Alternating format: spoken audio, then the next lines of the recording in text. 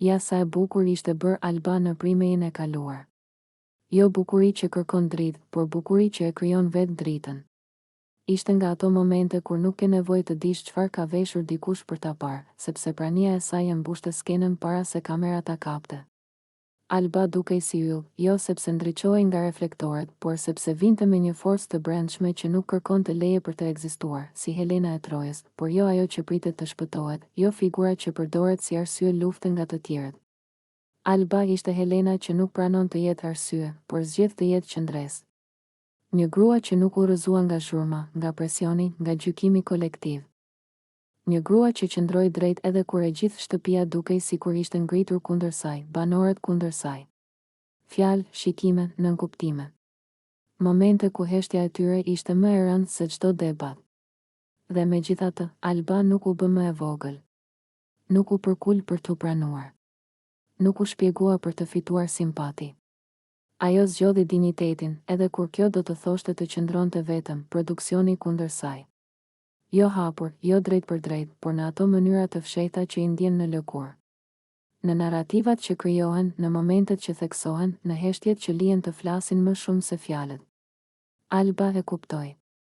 Dhe sërish nuk u thye. Sepse forca e saj nuk varri nga mënyra si e tregonin të tjerët, por nga mënyra si ajo e njihte veten, opinionistët kundër saj. Analiza, etiketime, gjykime të shpejta. Fjalë që fluturonin pa e njohur peshën e shpirtit të saj. E quanin kokfort, e quanin dramatike, e quanin të vështirë.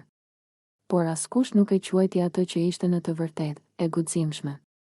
Sepse duhet guxim të mos ndryshosh për t'u pëlqyer, dhe pastaj kundërshtari më i madh. Jo shtëpia. Jo produksioni. Jo opinionistët. Por dashuria e saj më e madhe, limi, sepse është një gjë të luftosh kundër botës. Është tjetër gjë të luftosh kundër ndjenjës që të mban zgjuar natën. Kundër atij zëri që të thot qëndro, kur mendja të thot ik. Kundër zemrës që nuk njeh logjik, as rregulla, as skena, Alba e donte limin. Jo në mënyrë të lehtë. Jo në mënyrë të sigurt. E donte me atë dashuri që nuk të mbron, por të zhvesh. Dhe pikërisht aty qëndron madhështia e saj, ajo zgjodhi të mos e përdor dashurinë si mburoj. Nuk e përdori për të fituar publikun. Nuk e përdori për të justifikuar veten. Ajo e mbajti atë si barë, si plagë, si provë, në primejen e kaluar, Alba nuk ishte thjesht një banore. Ajo ishte simboli një gruaje që refuzon të bëhet më e vogël për të qenë më e pranueshme. Një grua që e di çfarë humbet kur qëndron drejt, por e bën gjithsesi, dukej si yll, por jo yll i largët. Yll që digjet. Yll që rrezikon të shuhet, por nuk ndalon së ndriçuari. Dhe ndoshta kjo është arsyeja pse prania e saj ishte kaq e fortë, sepse nuk ishte perfekte, por e vërtet, në fund, Alba nuk fitoi thjesht një prime. Ajo fitoi diçka më të rrallë, respektin për veten. Dhe kjo është fitoria që asnjë produksion, asnjë opinionist, asnjë dashuri nuk mund t'ia marrë, sepse kur një grua del kundër të gjithëve, përfshirë edhe zemrën e saj, ajo nuk humb. Ajo bëhet legjendë. Alba fillon ta këndojë ngadalë, pothuajse me zë që dridhet, jo për të bërë zhurmë, por për t'i folur vetëm atij. Zëri i saj është i ulët, i butë, sikur çdo fjalë të jetë lutje, plotëso ma dëshirën për të folë me mu, do vish pak sipër, që të mos na shohin të tjerët. Ajo nuk po këndon thjesht një këngë. Po thot atë që nuk po arrin ta thot drejt për drejt. Po i kërkon hapësirë, po i kërkon privatësi, po i kërkon një moment ku të jenë vetëm dy njerëz, jo dy palë sy që i shohin, jo zëra të tjerë që dëgjojnë, limi e ndjen. E kupton që kjo nuk është lojë, as teatër. Ai afrohet pak më shumë dhe i flet me zë të ulët. Pothuajse në vesh, eja pak sipër. Te kati i dytë. Te krevati im. Alba, të lutem, më dëgjo mua. Nuk dua ta dëgjojnë njerëzit. Nuk është urdhër. Është kërkesë. Është frikë që po i del nga zëri. Frikë se, po të dëgjojnë të tjerët, gjithçka do deformohet, do keq kuptohet, do humbas ndjeshmërinë që po përpiqet të ruaj. Kur Alba afrohet, ai e puth në ballë. Jo në buzë. Jo për pasion. Në ballë. Si për t'i thënë, të respektoj. Të shoh. Të mbaj. Limi flet i pari, sepse e ndjen që Alba po mban shumë brenda, dua ta dish diçka, i thot ngadalë. Kur jam shpreh për ty, nuk jam shpreh për me të lavdëru. Jam shpreh sepse të dua. Kjo fjali nuk ka nevojë për zë të lartë. Ka peshë vetë. Alba e dëgjon dhe për një moment nuk flet. Sepse kur dikush të thotë të dua pa zbukurime, pa publik, pa mbrojtje, ajo të bie drejtë në kraharor. Ajo merr frym thellë dhe i përgjigjet, e di. Por ndonjëherë nuk e di nëse po e kupton sa shumë më trondit kjo situatë. Sepse dashuria nuk është vetëm fjalë. Është edhe mënyra si më mban, si më lë të flas, si më lejon të jem ajo që jam pa frikë. Limi e shikon drejt në sy dhe e pyet me zë serioz, pothuajse i pambrojtur, çfarë mendon ti se mendoj unë për ty? Kjo pyetje e ndalon Albën. Sepse ajo e kupton që nuk po e pyet për krenari. Po e pyet për pasiguri. Po e pyet sepse ndoshta mendon se ajo beson që ai e sheh si diçka më pak, si diçka të përkohshme, si dikë që nuk e kupton. Alba i afrohet pak më shumë dhe flet pa nxitim, mendoj që ti më sheh si dikë që të trazon. Si dikë që të nxjerr nga rehatia. Si dikë që të bën të mendosh më shumë se çdo dhe ndonjëherë kam frikë se kjo të lodh. Limi tun kokën lehtë, jo. Më trazon, po. Por nuk më lodh. Më bën të ndjej. Dhe kjo është arsyeja pse ndonjëherë jam i hutuar. Sepse nuk jam mësuar me dikë që më sheh kaq thellë. Heshtje. Një heshtje që nuk është e rëndë, por e mbushur. Ata janë afër, por jo të kapur fort.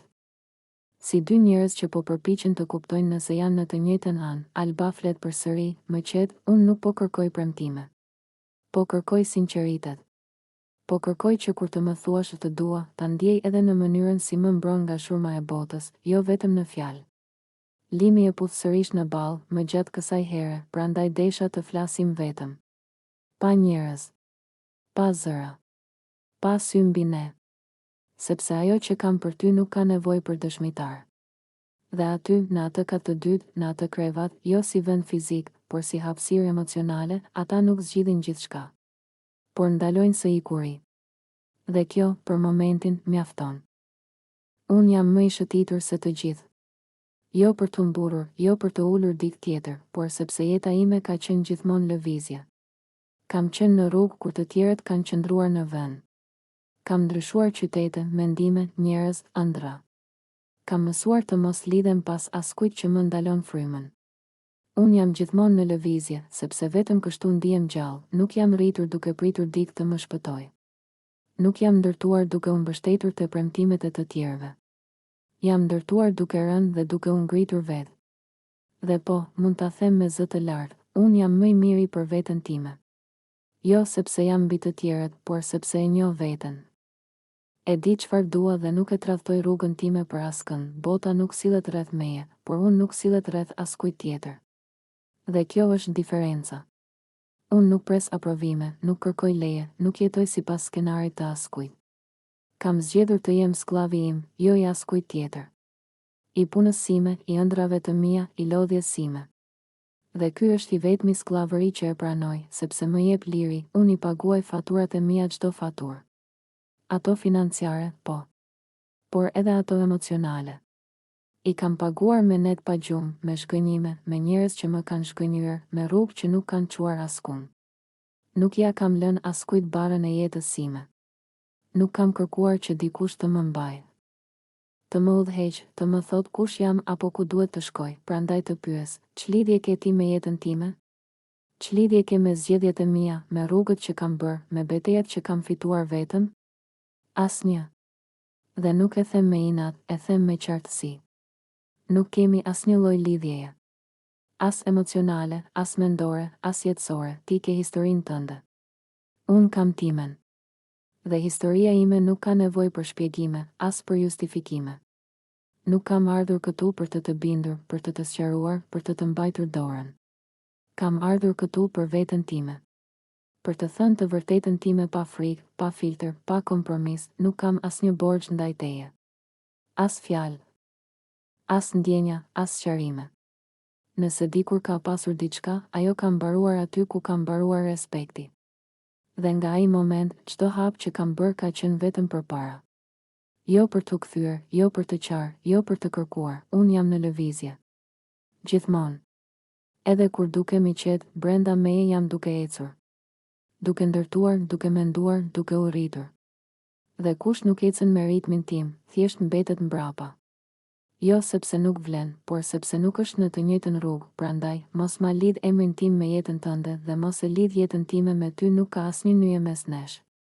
Nuk ka asnjë fije që na mban. Dhe kjo nuk është humbje. Është qartësi. Është liri. Është fundi i një keqkuptimi dhe fillimi i një rruge ku secili mban barën e vet. Unë jam këtu për veten time. Dhe kjo më mjafton.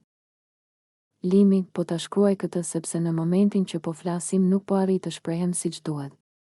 Jam e ngarkuar, jam e lodhur dhe mbi të gjitha jam e mbytur nga ndjesia që nuk po më dëgjon, por po përpiqesh të më qetësosh sipas mënyrës tënde, jo sipas asaj që kam nevojë unë. Unë dua të dal. Nuk dua të largohem nga jeta, nuk dua të bëj dram, nuk dua të prish asgjë. Dua thjesht të dal, të marr ajër, të largohem pak nga kjo hapësirë që po më rëndon. Dhe kur ta them këtë, përgjigjja jote është gjithmonë e njëjtë, qetësohu pak, prit sa të marrësh veten dhe pastaj bisedojmë. Por Limi, a e kupton që pikërisht kjo fjali më bën të ndihem sikur nuk kam kontroll mbi veten time? Sikur nuk jam në gjendje të vendos vetë për atë që më bën mirë. Ti më thua që kur kam ardhur unë këtu, kam ardhur sepse ti më ke kërkuar vetë të vi. Dhe është e vërtetë. Ti më ke kërkuar të vi, sepse doje të flisnim, sepse doje qetësi, sepse doje të sqaroheshim. Unë erdha me atë mendim, me atë besim. Por askund nuk ishte pjesë e marrëveshjes që sapo unë të ndjej se dua të dal, kjo të kthehet në diçka që duhet leje, kohë, ose gjykim nëse jam mjaftueshëm e qetë apo jo. Kur them dua të dal, ti e merr sikur po iki nga biseda, sikur po të shmangem, sikur po të lë në mes. Por e vërteta është që po përpiqem të shpëtoj veten nga një gjendje që po më bën keq. Sepse ndonjëherë që të mos thuash gjëra që i pendohesh. Duhet të largohesh për pak. Dhe këtë po kërkoj, më dhem kur më thua jo, prit. Më dhem kur më thua qetësohu. Sepse nuk jam fëmijë, nuk jam jashtë kontrollit, nuk jam dikush që duhet mbajtur brenda derisa të rregullohet. Jam një njeri që po përjeton shumë emocione njëkohësisht dhe po përpiqet t'i menaxhoj në mënyrën më të shëndetshme që di, dhe më dhemb akoma më shumë kur e kthen situatën te fakti që ti më ke kërkuar të vi. Sepse po më bën të ndihem sikur ardhja ime këtu më heq të drejtën për të vendosur kur dua të dal. Sikur pranimi im për të ardhur ishte një lloj kontrate që tani më mban të lidhur. Unë nuk po kërkoj të largohem nga ti përgjithmonë. Nuk po kërkoj të mbyll bisedën. Po kërkoj hapësirë. Pak kohë, pak frym. Dhe pastaj, po, të flasim. Por jo me kushtin që unë të shtyp ndjenjat e mia derisa të përshtaten me ritmin tënd. Kur më thua prit sa të marrësh veten, më lind pyetja, kush vendos kur unë e kam marrë veten? Ti apo unë? Sepse unë e ndjej që nëse dal tani, do jem më e qetë më vonë. Do flas më qartë. Do dëgjoj më mirë. Ndërsa nëse më ndalon, më rrit tensionin, më rrit ndjenjën e mbytjes dhe më largon emocionalisht nga ty, jo më afron. Nuk dua që kjo situatë të kthehet në një luftë pushteti. Nuk dua që dalja ime të shihet si mungesë respekti apo dashurie. Dua që të kuptosh se kjo është mënyra ime për të ruajtur veten dhe për të mos e përkeqësuar situatën mes nesh. Të lutem, më dëgjo pa u përpjekur të më rregullosh. Më beso kur të them që e di çfarë më duhet në këtë moment. Dhe nëse vërtet do që të bisedojmë më vonë, atëherë më lër të dal tani. Sepse vetëm kështu ajo bisedë do ketë kuptim. Unë erdha sepse ti më kërkove. Por të qëndroj apo të dal duhet të jetë zgjedhja ime. Vetëm kështu ndihem e respektuar. Alba, e di që ky shkrim vjen vonë dhe ndoshta nuk rregullon asgjë, por e ndjej të nevojshme ta them gjithçka ashtu siç ka qenë, pa prerje, pa justifikime dhe pa fjalë të zbukuruara. Nuk po shkruaj për t'u larë nga faji, por sepse më ke merituar gjithmonë të vërtetën, edhe kur unë nuk kam pasur guximin ta them në kohë. Marrëdhënia jonë nuk u prish brenda një dite. Ajo u lodh gradualisht, mes keqkuptimeve, heshtjeve të gjata, pritshmërive që nuk po i përmbushnim më dhe ndjesisë që po largoheshim emocionalisht edhe pse ishim ende bashkë. Kishte dashuri, por kishte edhe shumë peshë që nuk po dinim si ta mbanim. Në vend që të flisja hapur me ty, unë shpesh zgjodha të heshtë. Të shtyja gjërat dhe të shpresoja se do rregulloheshin vetë. Kjo është gabimi im më i madh. Sepse heshtja ime të la ty të mendosh se gjithçka ishte në rregull, ndërsa unë brenda vetes po shkputesha gjithnjë e më shumë. Nuk pata forcën ta pranoja në kohë që po humbisja qartësinë për ne dhe që po kisha frikë nga e ardhmja jonë bashkë. Lidhja me Dolcën nuk ka nisur si tradhti apo si plan për të zëvendësuar ty, ajo erdhi në një moment kur unë tashmë isha emocionalisht i larguar, i hutuar dhe i pavendosur. Kjo nuk e bën situatën më të drejtë, por është e vërteta. Në vend që ta mbyllja marrëdhënien tonë siç duhej dhe me respekt, unë lejova që një prani tjetër të hyjë në jetën time. Duke e bërë gjithçka më të dhimbshme për ty, e pranoj që mënyra si u zhvilluan gjërat ka qenë e padrejtë për ty edhe nëse ndarja jonë nuk u shkaktua direkt nga Dolca. Fakti që ajo u shfaq para se unë të isha plotësisht i sinqert me ty është një gabim që do ta mbaj mbi vete. Nuk kam dashur të të lëndoj, por veprimet e mia e kanë bërë pikërisht këtë. Nuk ka pasur mungesë vlerësimi për ty, përkundrazi. Ti ke qenë një njeri që më ka dhënë shumë, më ka duruar, më ka dashur dhe më ka qëndruar pranë edhe kur unë isha i shpërqendruar dhe i paqartë. Pikërisht për këtë më dhem më shumë fakti që nuk pata forcën të jemi drejt deri në fund. Ky shkrim nuk është për të kërkuar kthim, as për të bindur për asgjë. Është vetëm për të dhënë qartësi, sepse e di sa e rëndë është të mbetesh me pyetje pa përgjigje. Ndarja jonë erdhi nga probleme të thella mes nesh, por mënyra si unë e menaxhova atë situatë ka qenë e gabuar dhe për këtë kërkoj falje. Më vjen keq për dhimbjen, për konfuzionin dhe për peshën emocionale që të kam lënë. Kjo është e vërteta ime, pa filtra dhe pa mbrojtje.